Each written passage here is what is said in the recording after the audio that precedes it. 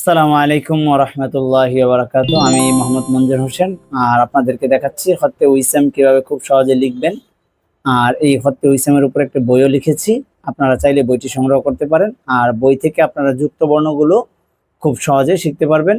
আর সাথে সাথে সবচেয়ে বড় বিষয় হচ্ছে এই বইটার মধ্যে বাংলা শব্দগুলো দেয়া আছে, কোন অক্ষরটার সাথে কোন অক্ষরটা মিললে কোন অক্ষর হচ্ছে, এই বিষয়গুলো বাংলায় দেয়া আছে। আর সাথে প্রত্যেকটা বর্ণমালা কিভাবে লিখবেন এই ডিটেলস গুলো বাংলায় দেয়া আছে। তো আপনি এই বইটি সংগ্রহ করলে ওই বই থেকে আর আমার এই ভিডিওগুলো দেখে অনায়াসে বর্ণমালাগুলো শিখতে পারবেন, আরবি হরফগুলো শিখতে পারবেন। আর আজকে দেখাবো কাফ। কাফ হরফটা কিভাবে লিখবেন, আর কাফ হরফের দুইটা স্টাইল, দুইটাই আপনাদেরকে দেখিয়ে দিব কিভাবে দুইটা হরফ আপনারা লিখবেন।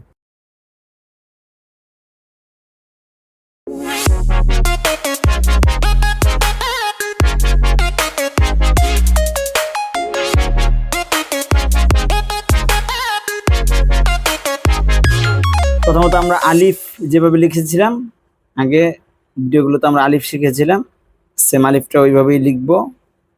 আলিফটা লেখার পরে এখানে আমরা লিখবো বা। এই হরফটা আসলে দুইটা হরফের একটা মৌলিক রূপ। হ্যাঁ, এখানে আমরা বা লিখবো।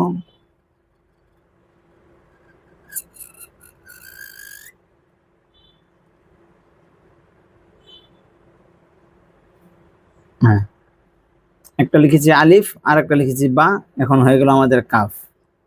এটার মাপ হচ্ছে এখানে 1 নক্তা পরিমাণ, আধা নক্তা পরিমাণ থাকবে। আর এইখানের মাপগুলো তো আলিফের যেই মাপ আছে এই মাপই থাকবে 1 নক্তা পরিমাণ, আর এখান থেকে 5 নক্তা পরিমাণ থাকবে।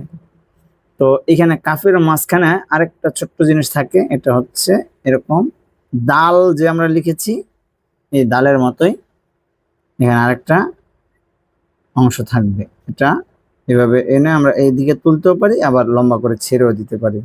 তো এটা ছোট কলমে করতে পারলে বেশি সুন্দর, আমরা ছোট কলমে করব। এটা যে সাইজের কলমে কাফ লিখবো এর চেয়ে ছোট কলমে আমরা এটা করব।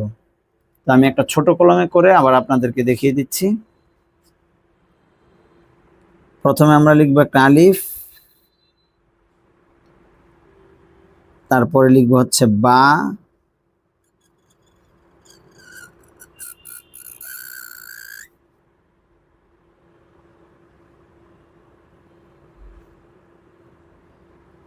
তারপরে হচ্ছে একটা ছোট কলম নেই,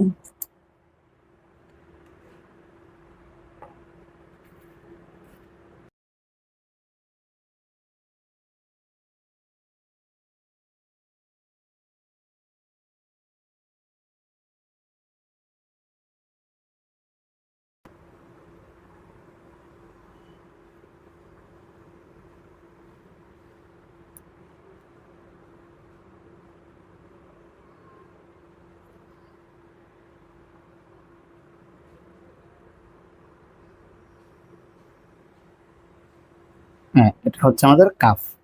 আর কাফের আরেকটা রূপ আছে, আমি সেটাও আপনাদেরকে দেখিয়ে দিচ্ছি।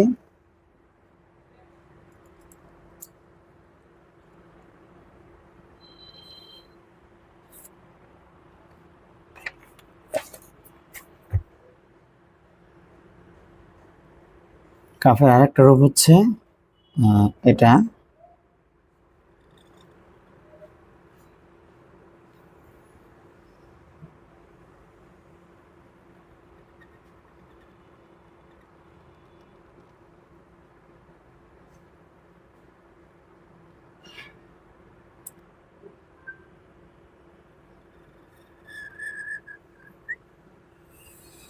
এটা আমরা এইভাবে ছেড়েও দিতে পারি, আবার এরকম এনে তুলেও দিতে পারি।